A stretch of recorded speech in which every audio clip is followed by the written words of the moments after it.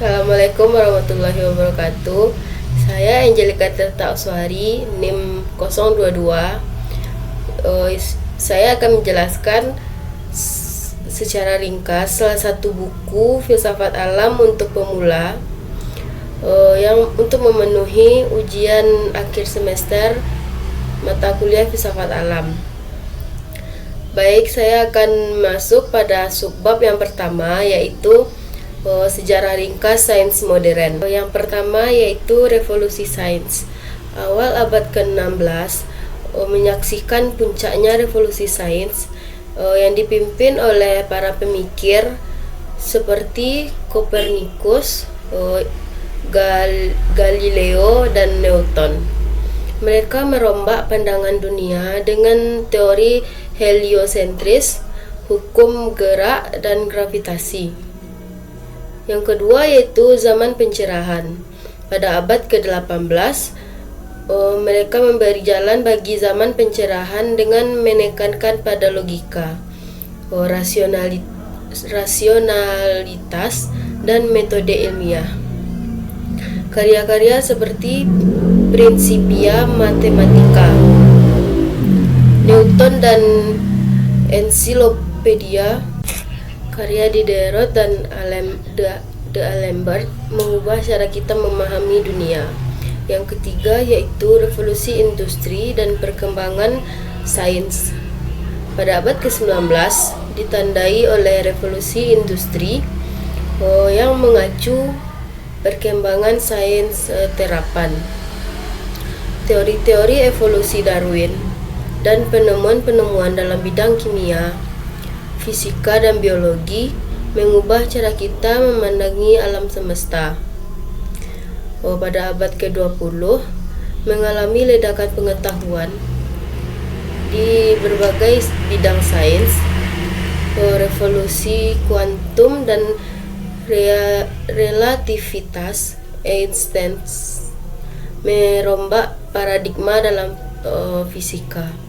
Sementara biologi modern, genetika, dan teknologi informasi mencapai kemajuan pesat. Selanjutnya saya akan menjelaskan tentang subbab yang kedua yaitu mikrokosmos kuantum. Yang pertama yaitu revolusi kuantum. Fisika kuantum hadir pada awal abad ke-20 dan mengubah pandangan kita terhadap alam semesta. Dan konsep seperti superposisi, ketidakpastian, dan entanglement memperlihatkan bahwa dunia subatom tidak sesederhana yang kita pikirkan. Yang kedua yaitu dunia gelombang partikel. Sifat partikel dan gelombang dari materi subatom menjadi pusat perhatian dalam eksperimen dan teori-teori kuantum. Fenomena ini ditingkatkan partikel sangat berbeda dari pemahaman kita tentang objek di dunia makroskopis. Selanjutnya yaitu teknologi kuantum.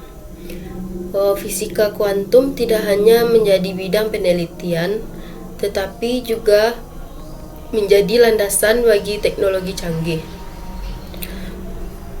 Kriptografi kuantum, komputer kuantum, dan sensor kuantum adalah contoh aplikasi teknologi berbasis fisika kuantum.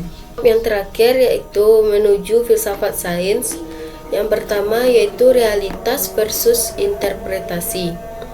Fisika kuantum memunculkan pertanyaan filosofis tentang sifat realitas, interpretasi yang berbeda seperti Copenhagen Many World dan Bohemian Mechanic, menyebabkan perdebatan tentang sifat sejati alam semesta.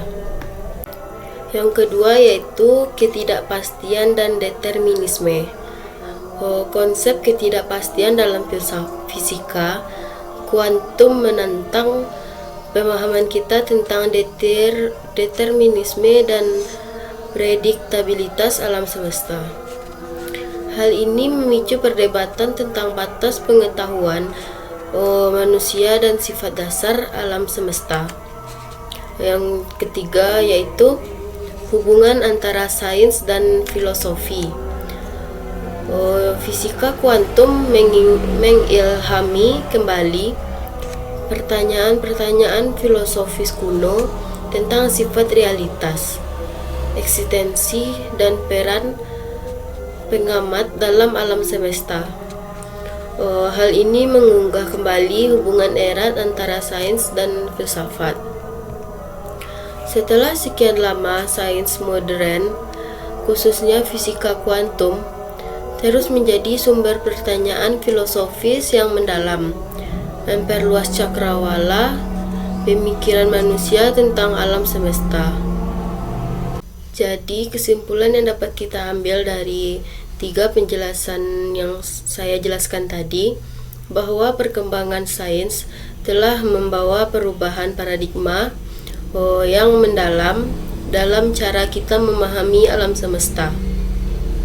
Revolusi sains membawa pemikiran baru yang merevolusi pandangan kita tentang dunia.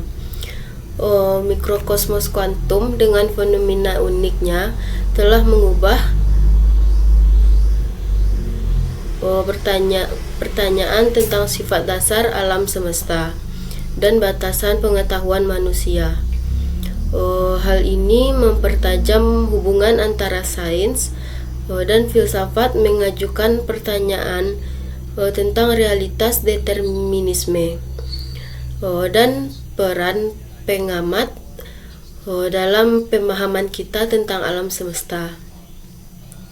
Secara keseluruhan, perkembangan sains modern dan kajian mikrokosmos kuantum telah menjadi tonggak penting yang tidak hanya merombak cara kita memandang alam semesta, tetapi juga mengunggah kembali hubungan erat antara sains dan filsafat. Baiklah, hanya itu yang dapat saya jelaskan. Lebih dan kurang saya mohon maaf. Saya tutup dengan Assalamualaikum warahmatullahi wabarakatuh.